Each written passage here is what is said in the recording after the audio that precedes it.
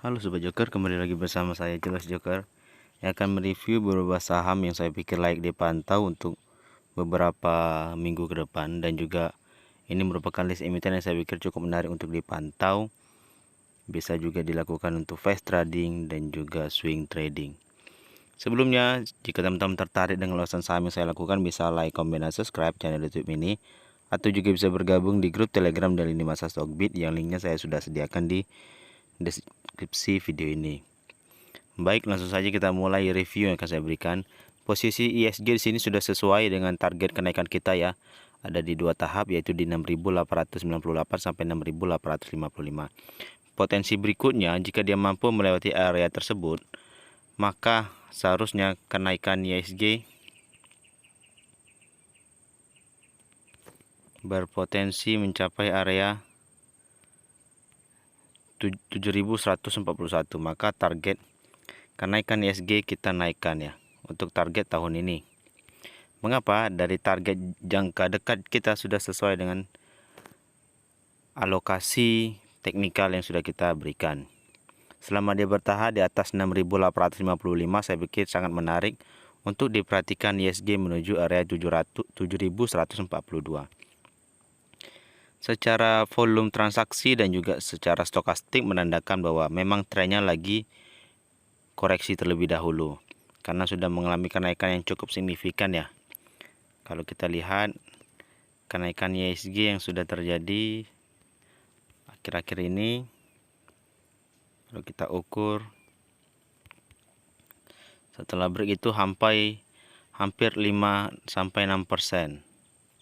Dan saya pikir kenaikan ini dalam jangka waktu 2 bulan sudah sangat bagus. Wajar-wajar saja terkoreksi ya. Paling tidak jika dia mampu terjaga ya, lagi-lagi di 6.855 menjadi angka terbaik untuk ISG melanjutkan kenaikannya nanti di semester 2 mencapai area 7.142. Itu untuk target long term tahun ini untuk Sobat Joker Trader. Dan teman-teman bisa memperhatikan emiten-emiten apa yang menarik menurut teman-teman dari sisi komoditas atau dari sisi sektoral yang mungkin lagi diminati dan lagi banyak ditradingkan di trader Indonesia. Baik, untuk Sobat Joker Trader saya akan memberikan beberapa list saham ya. Pertama saya akan coba update saham batubara dulu. Di sini saham batubara sudah sesuai dengan target ya. Setelah dia break 2.300, maka targetnya mencapai area 2.870. Dan target terakhir high-nya itu sangat drastis ya, di 3.120. Wajar-wajar saja sudah menyesuaikan area taking profitnya. Berkemungkinan besar akan retest kembali di 2.330. Jika area 2.330 ini cukup kuat, maka akan melanjutkan kenaikan dengan skema seperti berikut. Setelah dia menjebol area 1618, dia akan retest dulu. Kemudian dia naik kembali menuju area 3.730. Dan berkemungkinan ini terjadi pada semester 2. Karena sama-sama tahu winter is coming, kebutuhan batu bara di kala kondisi musim dingin itu sangat kuat. Apalagi peperangan Ukraina dan Rusia masih terus berlanjut, saya pikir kebutuhan sumber energi fosil itu sangat membantu kegiatan peperangan mereka ya, dan bisa memanfaatkan harga yang sudah melonjak tinggi. Tetapi wajar-wajar saja terkoreksi dulu ya, koreksi sehat ya untuk taking profit bagi investor-investor lokal. Secara MACD dan stokastik juga sudah menandakan inginnya distribusi. Dan saya pikir bagi teman-teman yang meminati saham ini, paling tidak bisa menunggu dulu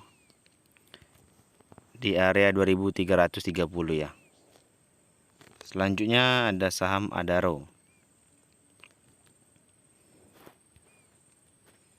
Untuk saham batubara ini juga sudah sesuai ya dengan target kenaikannya, sudah sangat lebih, saya pikir hampir mencapai 3.160 dengan break di 1.970. Maka kalau kita tarik dengan skema konsep supply and demand, maka harusnya dia akan meretest di area 2.420 sampai 2.300 nantinya. Jika area ini mampu cukup kuat, saya pikir potensinya akan kita lihat kembali selama dia mampu bertahan di area tersebut. Bagi teman-teman yang tertarik, bisa memperhatikan area 2.420 dan 2.300 untuk entry. Secara MACD dan stokastik wajar saja sudah menandakan ingin distribusi. Selanjutnya ada saham batubara lainnya, itu PTBA. Saham batubara yang satu ini memang masih melanjutkan kenaikannya dan masih cukup bertahan di area supply. Dan kalau kita lihat, teman-teman bisa memperhatikan jika terkoreksi mencapai area 3010 sampai 2950, teman-teman bisa mengambil posisi ya. Dan dia selalu bercirikan ketika koreksi dia membentuk area base. Nah, ketika dia membentuk area base, teman-teman bisa memanfaatkan posisi tersebut untuk entry. Contohnya yang terjadi di 19 Oktober sampai 11 Januari. Ketika dia membentuk area base, maka lonjakan kenaikan cukup signifikan ya, dengan lonjakan volume untuk breakout. Lagi-lagi saya pikir 3040 angka logis untuk teman-teman entry jika teman-teman tertarik untuk saham PTBA. Secara MACD dan stokastik wajar-wajar saja sudah menandakan ingin distribusi. Selanjutnya ada saham MLPL. Untuk saham MLPL di sini sudah membentuk area falling wedge ya. Sudah masuk area entry kita, ada area 191. Dan bagi teman-teman yang sudah entry, saya pikir selamat ya. Sudah cuan 13 poin atau 13 rupiah. Jika dia berhasil break, saya pikir potensi cukup dekat yang masih kita pertahankan, yaitu area 324. Dan patut diingat di sini ada gap up di atas ya, utang di atas 513 yang bisa kita jadikan patokan untuk swing trade. Saya pikir momentumnya bisa sama terjadi ketika Idul Fitri berlangsung bulan April. MLPL dan MPPA ini cukup profit ya di tahun lalu. Apakah bisa terulang? Mari kita lihat bersama. Secara stokastik dan MACD sudah ingin mengawali fase akumulasinya kembali. Dan saya pikir jika teman-teman tertinggal bisa memperhatikan area kotak kecil ini. Kalau kita lihat kotak kecil area entry kita pertama itu bergerak di range 238 sampai 208. Nah, jika teman-teman ingin entry bisa memperhatikan area tersebut atau bisa menunggu di area 191 kembali. Paling tidak jika dia bergerak di atas 210, saya pikir sudah cukup mahal. Selanjutnya ada saham MPPA. Untuk saham MPPA di sini sudah masuk area entry kita juga di 288 sampai 222. Nah, bagi teman-teman yang ingin entry bisa memperhatikan area tersebut ya, dan sekarang sudah masuk area kotak di 264. Target optimal pertama ada di 148, dan teman-teman patut ingat juga ada gap up utang di atas di 750 sampai 930. Secara stokastik dan MACD sudah ingin mengawali fase akumulasinya. Menarik untuk dipantau untuk saham MPPA jika teman-teman sangat tertarik ya. MPPA dan MLPL itu sangat terkorelasi. MLPL naik, maka MPPA juga naik. Mari teman-teman simak, mengambil kesempatan yang sudah ada, dan jangan sampai ketinggalan cuan bersama Sobat Joker Trader. Selanjutnya untuk saham gorengan, saya pikir ada CBMF ya. CBMF di sini nanti mencoba break. Teman-teman perhatikan saja, jika dia berhasil break 112 ini, maka lonjakan kenaikannya bisa saja sangat kuat mencapai area 145 ya. Kalau teman-teman perhatikan, kalau kita beri tanda, nah di sini area 145 144 menjadi critical point ya, saya pikir untuk saham CBMF. Dan juga di sini ada gap up utang, bisa saja menjadi lonjakan secara tiba-tiba. Lagi-lagi break bullishnya harus dipantau di 112. Jika dia dengan lonjakan volume kuat 112 ini berhasil dijebol, maka terkonfirmasi ya. Secara stokastik dan MACD sudah ingin mengawali fase akumulasinya. Menarik karena hari ini saya pikir melihat dari stock bid dan juga RTI dari volume transaksi, CBMF tiba-tiba naik secara kuat ya. Dan saya pikir momentumnya menarik untuk dilihat. Dan teman-teman like perhatikan di 112. Selanjutnya ada saham BKDP. Posisi BKDP di sini sudah sesuai dengan target ya, ketika dia membentuk area base di 83 sampai 75. Saya sudah memprediksi jika dia berhasil break di area 117, maka potensinya bisa mencapai area 143. Nah, ketika dia membentuk area base yang sama, maka lonjakan itu terjadi. Nah, teman-teman bisa memperhatikan BKDP ketika membuat area base. Nah, itu bisa saja kita jadikan sebagai habit dari saham ini ketika sebelum mengalami lonjakan. Secara stokastik dan MACD juga sudah ingin mengawali fase akumulasinya. Lagi-lagi layak dipantau area 117 jika lonjakan volume esok hari atau minggu depan itu terjadi, maka target lanjutan bisa mencapai area 143. Selanjutnya ada saham DGIK. Posisi DGIK di sini sudah masuk area base ya. Dan di sini kalau kita lihat dia akan mencoba break dari posisi downtrendnya ini. Karena sudah disentuh hari ini di high 169 dan tidak cukup ditembus. Kalau kita tarik lagi di sini ada supply point ya. Ada supply point yang cukup kuat di range 183 sampai 177. Jika dia mampu melewati area tersebut, maka area supply point lanjutan bisa saja ya di sini.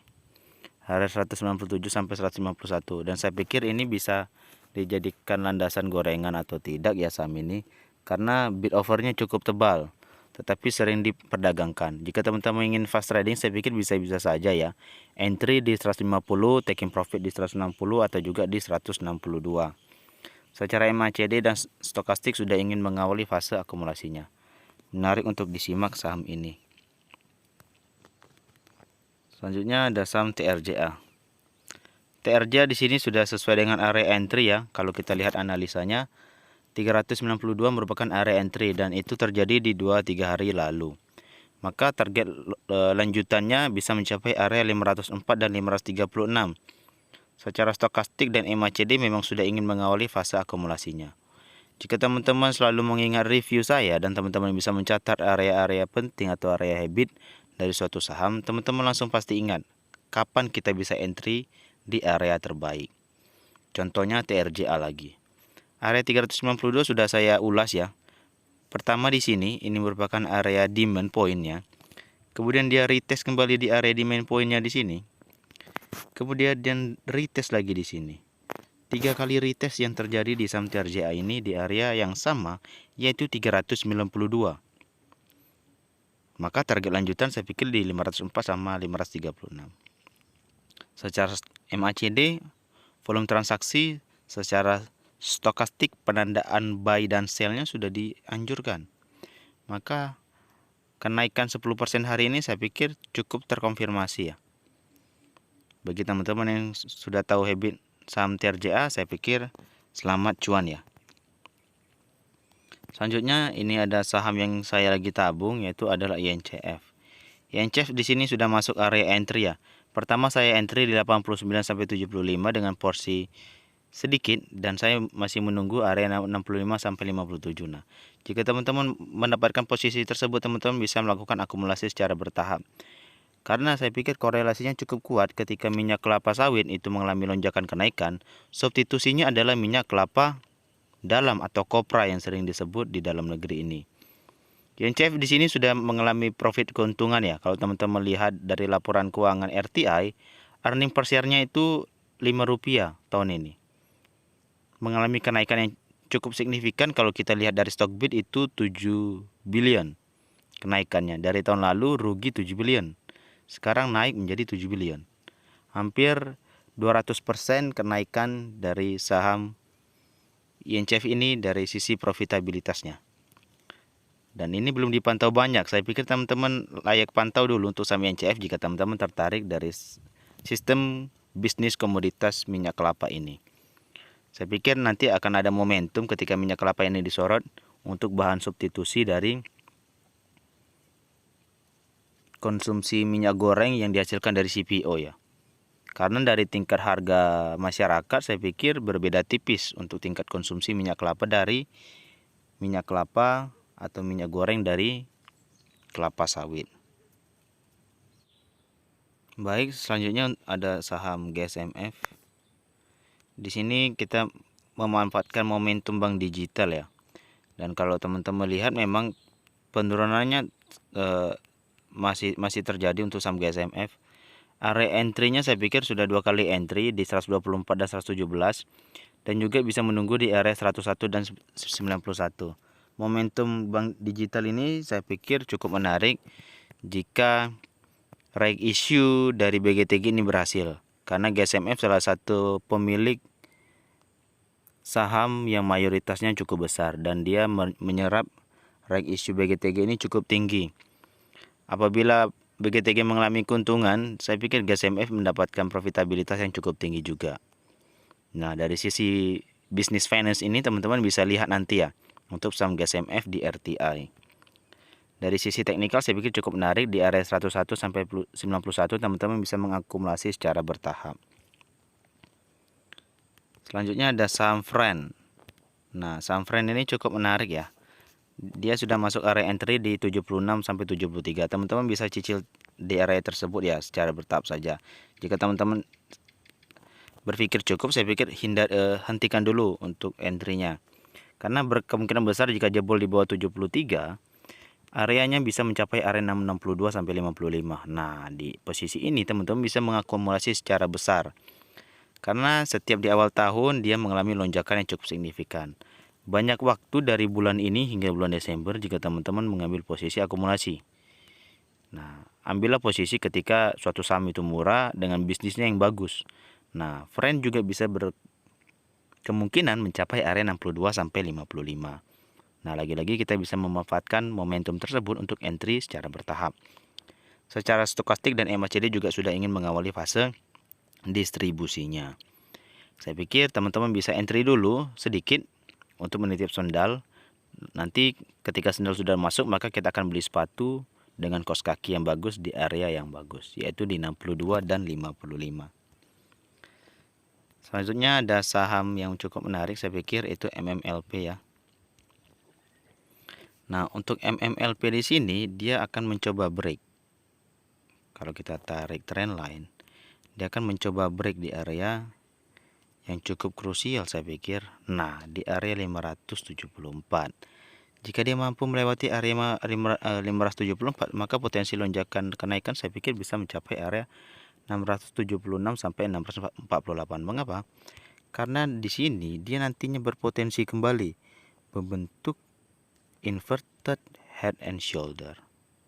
Kalau teman-teman lihat, nah begini, atau triple bottom ya. Jika itu memang terjadi, jika dia tidak mampu melewati area 676, tetapi jika dia mampu melewati area 576, maka lonjakan kenaikan saya pikir bisa mencapai area 754. Mengapa mencapai area 754? Karena di sini ada supply gap atau supply point. Nah, di sini ada supply point yang teman-teman bisa perhatikan ya. Jika supply point ini dicapai, saya pikir 754 wajar-wajar saja ketika dia berhasil break dari downtrend yang cukup lama. Secara stokastik dan MACD ingin mendukung kenaikan saham MMLP ini. Layak dipantau ke depannya. Selanjutnya ada saham gorengan yang cukup heboh ya akhir-akhir ini, yaitu PSKT. Kalau teman-teman lihat dan teman-teman memakai Fibonacci retracement, area ini sudah mencapai area koreksi sehat di PSKT. Maka lonjakan selanjutnya jika dia melewati area 130, maka target kenaikannya bisa mencapai area 157. Nah, ini menjadi target untuk PSKT ke depannya. Karena sudah mencapai area koreksi sehat yaitu 85. Maka area lanjutannya jika dia mampu melewati area 130, maka potensi lanjutan bisa mencapai area 157 atau 158. Secara MACD dan stokastik sudah ingin mengawali fase akumulasinya. Menarik untuk dipantau jika teman-teman tertarik di saham ini ya, PSKT. Dan saya pikir emiten ini sangat digoreng ya, di beberapa grup saham juga layak diminati ya. Hati-hati trading di saham ini jika teman-teman tidak cukup kuat melihat bandarmologinya, karena teman-teman harus melihat posisi broker mana yang cukup besar muatannya, menghindari teman-teman nantinya diguyur. Yang terakhir ada saham sawit ya, yaitu setelah kita bahas YNCF tadi, minyak kelapa, ada minyak kelapa sawit yaitu GOSCO. GOSCO sudah sesuai dengan pola kita ya. Setelah dia break pola falling wedge-nya, dia mengalami lonjakan yang cukup signifikan ya, beggar. Saya ucapkan selamat untuk sobat Joker Trader yang sudah entry dengan rencana trading kita. Target koreksinya saya pikir bisa mencapai area 108 atau 123. Tetapi kalau kita lihat di sini ada area base demand ya. Base demand di 139 sampai 130. Nah, jika area tersebut ini cukup kuat, saya pikir layak diminati ya. Dan juga posisinya cukup menarik. Selanjutnya, jika teman-teman tertarik bisa entry di 139 sampai 130 atau bisa menunggu area base tertentu jika dia membentuk area base. Tetapi jika dia tidak membentuk area base, teman-teman bisa melihat area 194 sampai 139. Mungkin sekian dulu dengan ulasan saham yang saya lakukan. Jika teman-teman tertarik bisa like, comment, dan subscribe channel YouTube ini, atau juga bisa bergabung di grup Telegram 25 Masa Stockbit yang linknya saya sudah sediakan di deskripsi video ini. Semoga review kali ini mampu memberikan pandangan yang baru untuk teman-teman, karena sudah hampir 2 minggu ya saya tidak membuat ulasan. Semoga ulasan kali ini memampukan teman-teman untuk profit yang cukup puas. Saya ucapkan terima kasih.